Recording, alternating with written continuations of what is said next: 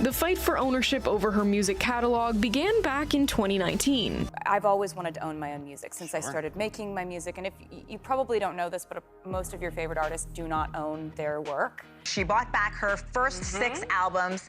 Catch me up here. Well, she bought it back, actually, for a discount. Oh. Taylor Swift has done it. After years of public battles, re-recordings, and industry upheaval, she has officially bought back her master recordings for her first 6 albums. The reported $360 million deal grants her full control over her early music catalog, a dream she's chased since 2019. But this isn't just a personal victory. It's a landmark moment that could redefine the music industry's approach to artist rights. Number 1. The sale that sparked a revolution. In the summer of 2019, a quiet but seismic shift hit the music industry. Scooter Braun, a well-known talent manager and entrepreneur, acquired Big Machine label group in a deal valued at approximately $300 million.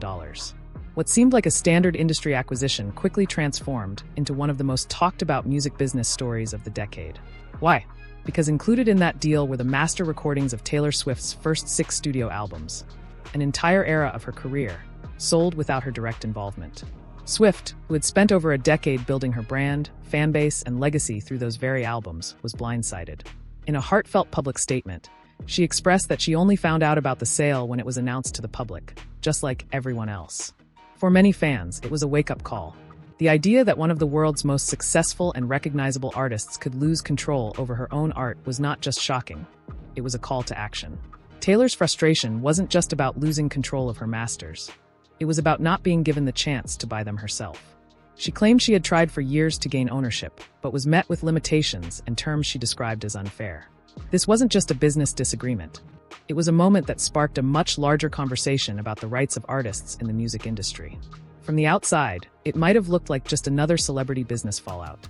But Swift's response turned it into something bigger. She spoke openly about the power dynamics at play in music contracts, the importance of owning your work, and the long-term consequences artists face when signing away their masters early in their careers. For fans and fellow musicians alike, it was eye-opening. To be clear, there were differing accounts. The parties involved had their own versions of how events unfolded. But what mattered most wasn't just the details, it was the impact. Swift's transparency inspired a generation of artists to look more closely at their contracts and sparked industry-wide conversations about ethical ownership, artist development, and long-term equity. This wasn't just about one artist and one deal. It was about rewriting what it means to own your voice in the modern music business. But even as headlines swirled and opinions clashed, Swift had already started planning her next move. And it was something no one had ever tried before. Number 2, the Taylor's version strategy. When Taylor Swift announced she would be re-recording her first 6 albums, it wasn't just a creative choice. It was a carefully calculated response to a system she believed had failed her. It was unprecedented. Most artists would walk away and start fresh. But Swift decided to fight for her legacy in a way that was bold, clever, and legally sound. She wasn't trying to erase the past. She was rewriting it on her terms. With the rights to the compositions still under her control, Swift was legally permitted to re-record the songs after a certain period. She knew the emotional connection fans had to her early albums, and she also knew that giving them new, reimagined versions would not only satisfy loyal listeners, but also shift commercial value away from the original masters. In April 2021, the first re-release dropped, Fearless, Taylor's version. It wasn't just a nostalgic throwback. It was a full-scale production featuring all the original tracks, refreshed vocals, modernized instrumentation, and even a handful of unreleased from the vault songs. The fan response was explosive. The album topped charts, critics praised it, and major brands began licensing the new versions instead of the originals. Later that same year, she followed with Red, Taylor's version, which became even more of a cultural event. One track, a 10-minute version of All Too Well, broke records and even earned a short film directed by Swift herself. The move wasn't just business, it was storytelling, legacy preservation, and brand control wrapped into one. By 2023, Speak Now, Taylor's version, and 1989, Taylor's version, followed suit. Each re-release brought something new, subtle improvements, enhanced vocals, and extra songs fans had only heard whispers about for years. Through it all, Swift's message was clear: ownership matters. And not just for the money, but for the principle. The term Taylor's version itself became a kind of cultural shorthand for artistic empowerment. It wasn't just about reclaiming music, it was about reclaiming narrative. The re-recordings allowed her to tell her story the way she wanted it told, without compromise. But while these releases were massive wins, the journey wasn't complete just yet. one crucial chapter, perhaps the most anticipated of all, was still on hold, waiting quietly in the wings. And the reason why? That's where things get even more interesting. Number 3, the final acquisition. For years, Taylor Swift's journey to reclaim her early music catalog felt like a chess match. Public moves, strategic silences, and an unwavering end goal, ownership. And in May 2025, the final piece fell into place. Swift officially acquired her original master recordings from Shamrock Capital, the private equity firm that had purchased them from Scooter Braun back in 2020. It wasn't just a music story. It was a business move, a cultural moment, and a full-circle triumph rolled into one. The deal, reportedly worth around $360 million, included the masters for her first 6 albums: Taylor Swift, Fearless, Speak Now, Red, 1989, and Reputation. But the acquisition didn't stop there. It also encompassed music videos, tour footage, and other archival materials that had been previously out of her reach. In her public announcement, Swift's tone was noticeably joyful, yet grounded. "All of the music I've ever made," she wrote, "now belongs to me." It was a simple sentence with enormous weight. One that summed up a 6-year battle for autonomy over her life's work. It wasn't just about profit or prestige. It was about agency. This moment marked the end of a very long chapter. Shamrock Capital, who had expressed interest in working with Swift in the past, eventually agreed to sell her the masters directly. It's worth noting that their purchase from Braun was initially a controversial point in the saga.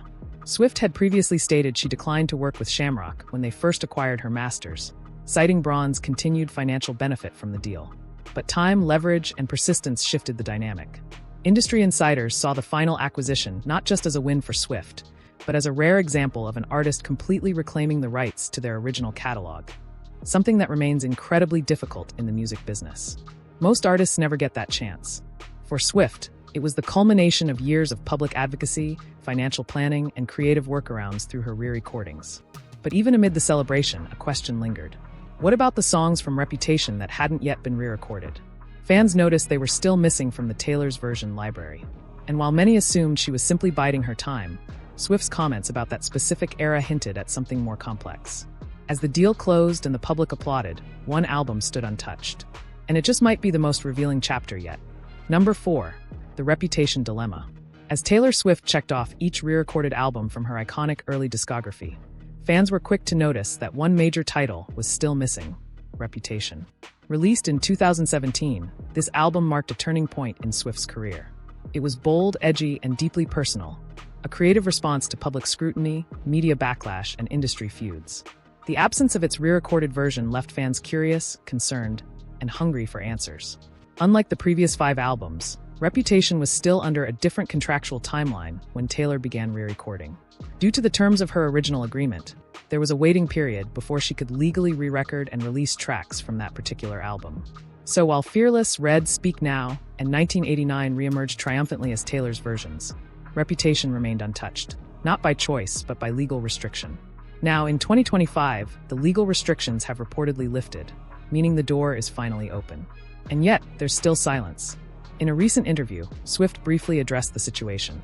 She explained that Reputation holds a special place in her heart, and that she wants to give it the space and timing it deserves. It might have its moment to re-emerge when the time is right, she said, a vague but intriguing hint. Her words sparked endless speculation online. Was she planning a surprise release? Was she waiting for a specific milestone? Or was there something about the emotional weight of that era that made it more difficult to revisit? The speculation hasn't stopped there. Some fans have suggested that re-recording Reputation might be more challenging than the other albums, given its experimental production style and layered sound. Others believe Swift is saving it as a finale, a final victory lap that wraps up the re-recording journey with a thunderous exclamation point. Whatever the reason, it's clear that Reputation represents more than just a gap in the Taylor's version collection. It's a symbol of transformation, resilience, and reinvention. And because of that, fans expect its return to be just as dramatic and meaningful as its original release. For now, the black and white snakes, the synth-heavy soundscapes, and the era of Look What You Made Me Do remain frozen in time. But one thing is certain: when Reputation, Taylor's version, finally arrives, it won't just be an album drop. It'll be a moment. And with every moment Taylor creates, the industry listens. But the biggest question now is, what changes has she already caused behind the scenes? Number 5, industry-wide implications. Taylor Swift's battle to regain control of her masters wasn't just a personal mission. It became a public turning point for how artists, executives, and fans understand ownership in the music industry. What began as a disagreement between a global superstar and a major talent manager eventually ignited one of the most important conversations in modern music history. Who actually owns the art? Traditionally, when new artists sign with record labels, they often agree to contracts that transfer ownership of their master recordings to the label. These deals typically fund an artist's development and promotion, but they come with trade-offs. Mainly, the artist doesn't retain full rights to their recordings. For years, this was accepted as the norm, until Swift made it a headline. By speaking openly and frequently about the importance of owning her masters, Swift pulled back the curtain on how deals in the industry are structured. She didn't just vent her frustrations, she educated millions. Suddenly, newer artists were asking questions, reading the fine print, and thinking twice before signing contracts that gave away long-term rights for short-term gains. The ripple effect has been undeniable. Independent labels began offering more artist-friendly agreements. Major labels have reportedly shifted how they present ownership clauses in negotiations, and lawyers say artists are now coming into contract talks more informed and more empowered. Even legacy artists, those who've been in the industry for decades, began reassessing their deals and speaking up about their experiences. What's more, Swift's success with the re-recorded albums proved something few in the industry expected: that fans would fully embrace new versions of old hits if it meant supporting the artist directly. Taylor's version didn't just replace the originals, it redefined them. That commercial success sent a clear message to executives. Artistic loyalty is powerful, and public sentiment now plays a bigger role in music consumption than ever before. Swift didn't create this wave alone, but she certainly accelerated it. She gave voice to frustrations that many artists had felt for years, but rarely expressed publicly. And because of her platform, her persistence, and her willingness to take action, the conversation moved from niche to mainstream. Now, owning your masters isn't just a behind-the-scenes legal detail, it's part of the public narrative. And for artists everywhere, that shift could change the trajectory of their careers. But as the dust settles and contracts evolve, one question remains: what kind of legacy does this leave for the next generation of creators? Number 6, the legacy of ownership. Taylor Swift's journey to reclaim her master recordings will be remembered as more than a business maneuver. It's a cultural milestone, a playbook, and a bold example of long-term thinking in an industry often driven by short-term gains. It wasn't easy. It wasn't fast. But it was intentional. And the ripple effects are still growing.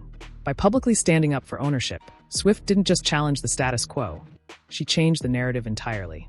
In a business where many artists once felt they had no choice but to give up control in exchange for opportunity, Swift demonstrated that it's possible to take back that control, even years later. Her story became a blueprint for how to fight smart, not just loud. She used her platform not to shame, but to shed light. Her focus wasn't on retaliation, but reclamation. By approaching the issue through creativity, re-recording her own music, adding vault tracks, re-engaging fans, she reminded the world that power doesn't always come from confrontation. Sometimes it comes from creating something new, even when you've already made history. That creative resilience has become part of her brand. And for younger artists entering the industry now, it's become part of the conversation. Up-and-coming singers and songwriters cite Swift as a reason they're reading their contracts more closely, asking the right questions, and negotiating ownership up front. In a world where streams and social reach matter, having a mentor, even indirectly, who champions creative rights can make all the difference. And it's not just artists paying attention. Music managers, entertainment lawyers, label executives, and even investment firms are rethinking their approach. Some labels have started offering more flexible deals, allowing artists to retain partial or full ownership of their masters or regain rights after a specific period. Others are reevaluating the long-term value of goodwill and transparency with their rosters. Swift's master reclaiming saga showed the industry that public opinion, brand loyalty, and moral clarity now influence the business side of music just as much as numbers do. And the artist's voice, when used with care and precision, can shape outcomes even in the most corporate corners of the industry. Her legacy is no longer just about hits or awards. It's about redefining what success looks like for a modern artist. But even after reclaiming her past, Swift may have quietly opened the door to an entirely new future for music ownership. And that future is only beginning. Taylor Swift's successful reclamation of her masters marks a significant shift in the music industry. Her actions have empowered artists to fight for their rights and challenge traditional industry norms. As the industry continues to evolve, Swift's legacy will undoubtedly influence future generations of musicians. The question now is, what will the next chapter hold for artist rights and ownership?